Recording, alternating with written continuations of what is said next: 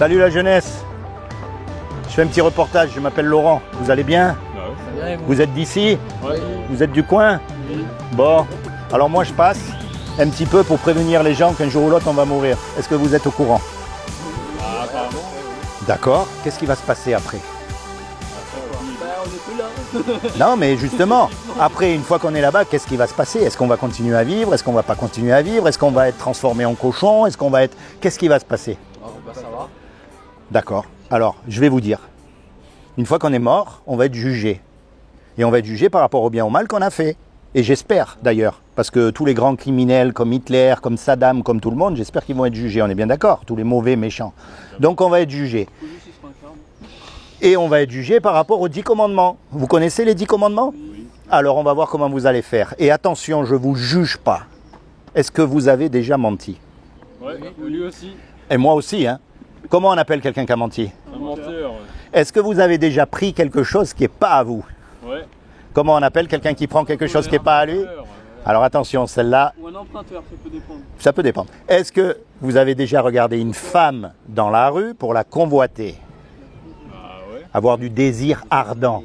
Péché capitaux. Est-ce que, hein, une image pornographique ou des trucs comme ça? Vous voyez, donc, si on doit vous juger par rapport à cette loi-là, on n'en a vu que 3, hein? Est-ce que vous êtes coupable ou innocent? Large coupable, je crois. Largement coupable, on est d'accord. Mais vous savez que c'est bien ce que vous dites, parce que justement, cette loi, elle ferme la bouche à tous les hommes, et en particulier aux religieux, qui se croient mieux que nous. Quel est l'homme qui pourra dire qu'il n'a jamais menti, ou qu'il n'a jamais regardé une femme avec des désirs autres que sa femme, bien sûr? Celui qui est resté chez lui sans bouger. Et encore, et encore. Ou alors il est juste né, il est mort. Vous voyez, donc c'est pour ça, non mais c'est pour ça qu'un même un religieux, il ne peut pas vous juger, personne peut, on ne peut pas se juger les uns les autres parce qu'on est tous pareils face à Dieu.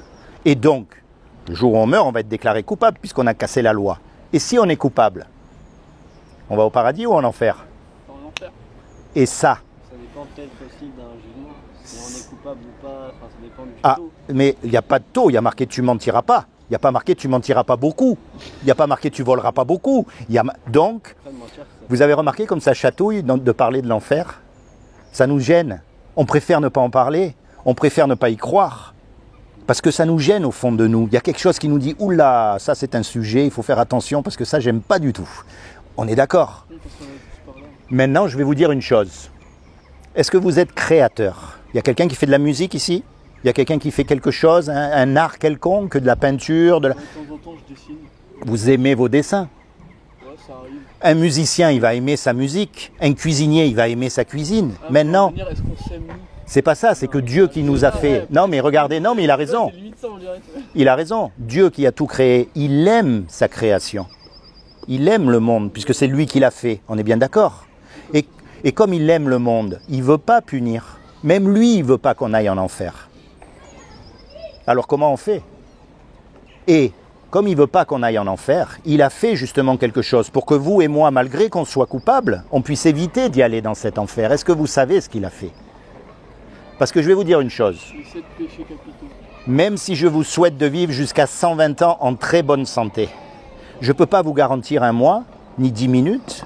On ne sait pas quand on meurt. On est bien d'accord. Donc il faut être prêt et il faut connaître ce que Dieu a fait. Eh bien, ce que Dieu a fait, je vais vous le dire. Il y a 2000 ans, il est descendu sur terre et il a pris une forme humaine. Il s'est revêtu d'un corps qui est Jésus. Et il a dit, quiconque croit que Jésus est le Fils de Dieu et qu'il est ressuscité des morts, il aura la vie éternelle à mes côtés. Mais ça ne suffit pas ça, parce qu'il y a écrit aussi que les démons y croient. La clé là-dedans, c'est ce qu'on appelle la repentance. Et repentance, ça veut dire se tourner vers Dieu. Alors moi, le but, c'est pas de vous amener dans une église, dans une organisation, dans une secte, dans une religion.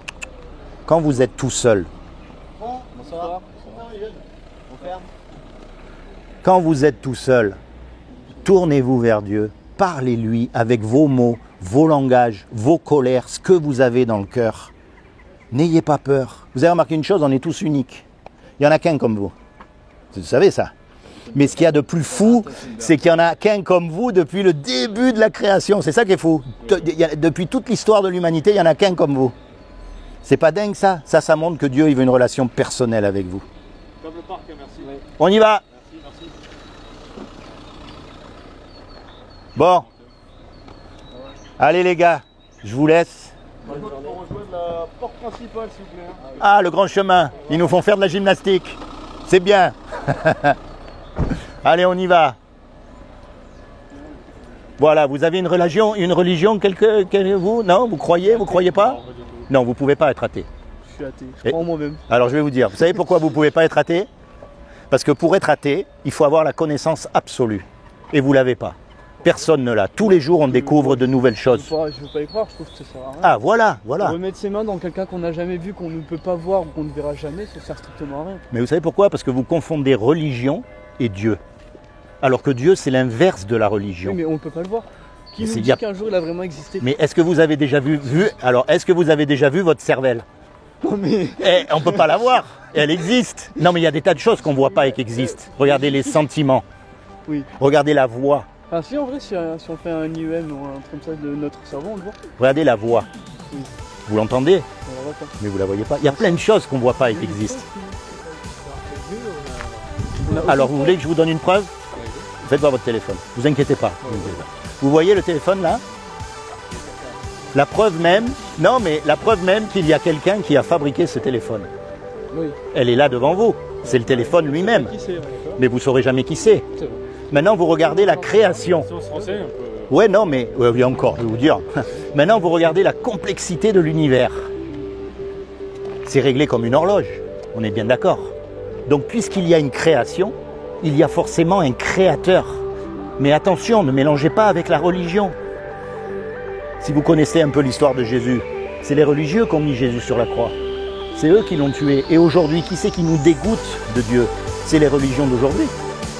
Parce qu'on ne veut pas ressembler à eux, c'est des hypocrites. Mais maintenant qu'il y ait un créateur, c'est évident puisqu'il y a une création. C'est aussi simple que ça. Et le but de la vie, c'est justement de le trouver, de le rencontrer et de se rapprocher de lui. On se fait escorter, là, dis-moi. Hein? Bon, allez les gars, soyez bénis. Messieurs, bon courage, bonne continuation.